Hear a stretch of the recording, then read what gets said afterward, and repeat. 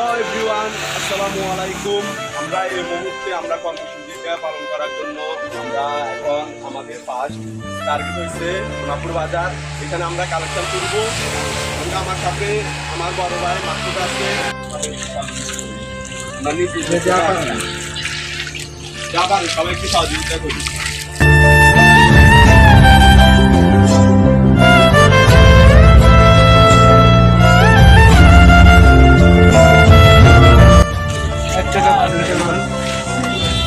যা পারেন ভাইয়া, বন্যা কবলিত মানুষদের জন্য যে যা পারেন একটু সহযোগিতা করুন।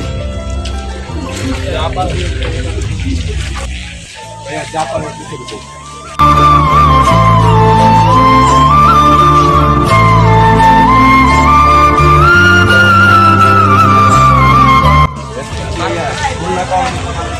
আমি তো সোনাপুর ভাইয়া কালেকশন করি।